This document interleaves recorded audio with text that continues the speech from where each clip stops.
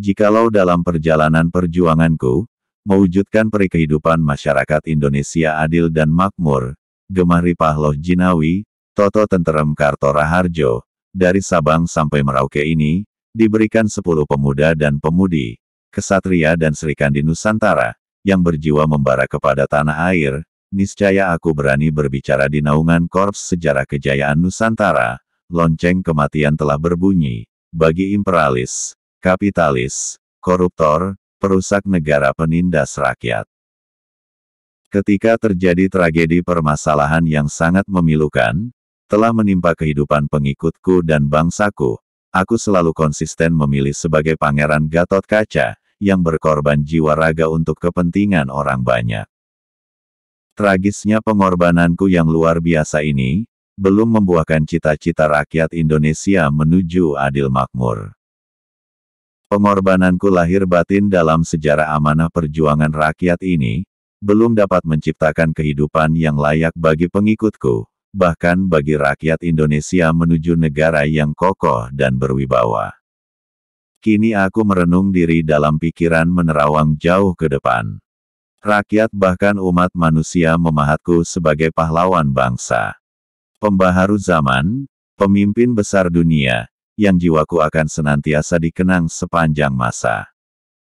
Sang Ratu Adil, atau Satria Piningit, atau Sang Tanjung Biru, atau Teratai Putih, adalah keturunan raja besar, dan jelmaan raja-raja dahulu, yang sekarang membaur dengan kehidupan rakyat kecil.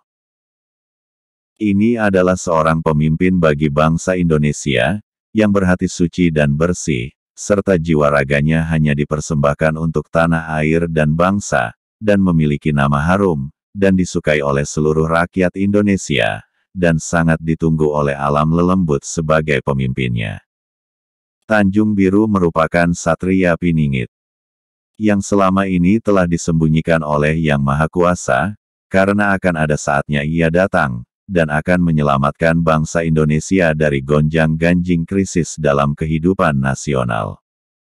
Sang pemimpin akan memimpin barisan kalajengking, yakni terdiri dari barisan pembaharu, didukung oleh para jin. Pemimpin ini memiliki prasyarat sebagaimana harapan seluruh rakyat Indonesia, dan masyarakat jin di tanah air Nusantara. Ia akan datang di saat krisis nasional memuncak, dan bangsa akan berada di posisi jurang kehancuran.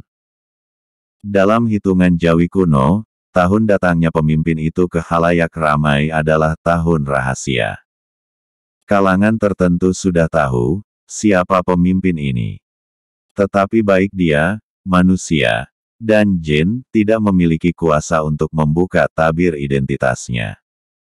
Ia keturunan raja dan jelmaan raja-raja dahulu. Hidupnya telah membaur dengan rakyat. Satria Piningit. Sat adalah 6.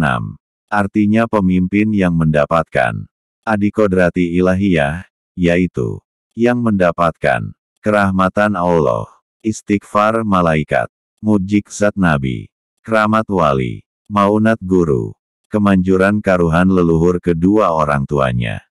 Tri adalah 3.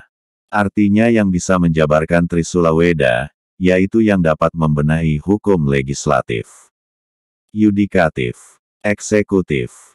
Ya, adalah tidak lain dan tidak bukan, adalah titisan genetik Paduka yang mulia, Presiden pertama Republik Indonesia yakni Bung Karno. Piningit adalah masih tersembunyi, artinya masih diselimuti oleh kuasa Allah, yakni masih dipingit atau disembunyikan oleh alam. Ratu Adil. Artinya, Rat adalah jagat, Tu adalah tunggal, Dil adalah jalan. Ratu Adil adalah seorang pemimpin yang bisa menciptakan aspirasi rakyat banyak, dan dapat membawa bangsa Indonesia keluar dari krisis multidimensi yang tak pernah usai, serta memberikan tuntunan budi pekerti keagamaan budaya, serta suri teladan berdasarkan ajaran Pancasila, dan landasan hukum UUD 1945. Secara murni dan konsekuen menuju kehidupan bangsa yang berdaulat, berdikari, dan bermartabat. Kerinduan rakyat Indonesia terhadap sosok pemimpin nasional, yang mampu membawa perubahan berarti dalam kehidupan rakyat, bukan hanya mimpi belaka dengan semangat optimisme dan rasa percaya diri. Segenap rakyat yakin, pasti akan ada anak bangsa yang memiliki potensi kepemimpinan, yang tidak rela melihat negerinya yang terjerumus dalam jurang kehancuran. Dialah Sang Tanjung Biru. Dialah Satria Piningit. Dialah Ratu Adil. Dialah pemimpin yang mampu membawa keluar rakyatnya dari krisis. Dialah pemimpin yang mampu dan dapat menggalang elit politik untuk bersatu. Dialah pemimpin yang mengakar dan bisa membawa aspirasi rakyat banyak. Dialah yang mampu menjalankan perjalanan dan perjuangan secara jelas, tegas, dan cerdas, sehingga tujuan nasional dapat tercapai. Datangilah Dia. Aku seorang yang penuh dengan segudang keahlian, bukan saja ibadah. Bukan saja wira swasta, bukan saja bertani, bukan saja bersosial, dan bukan saja ahli dalam strategi perang. Aku laksana pohon padi, yang berbuah, jauh dari kesombongan. Aku mencintai orang kaya, tapi lebih cinta orang miskin. Aku dekat dengan pejabat, tapi lebih senang berdekatan dengan rakyat jelata. Aku selalu membalas setiap kebaikan orang lain, dan mengutamakan orang-orang yang membenci atau berbuat jelek kepadaku. Sesungguhnya Allah Subhanahu wa Ta'ala pada awalnya menciptakan manusia dalam keadaan suci putih, bersih, namun kenapa bisa menjadi kotor? Rasulullah bersabda setiap yang dilahirkan dalam keadaan fitrah suci, maka orang tualah yang bisa membuatnya Yahudi, Nasrani atau Majusi. Maka dari itu menjadi tugas orang tua dalam menentukan generasi yang akan datang, karena anak titipan Allah maka kelak setiap anak akan kembali kepada orang tuanya. Jika anaknya pintar dan benar maka orang tua akan terangkat derajatnya, di dunia dan akhirat. Ibarat menanam tanaman, jika kita menanam kebaikan kepada anak, maka hakikatnya kebaikan itu akan kembali kepada orang tuanya. Sesuai dengan firman Allah surat Al-Isra ayat 7.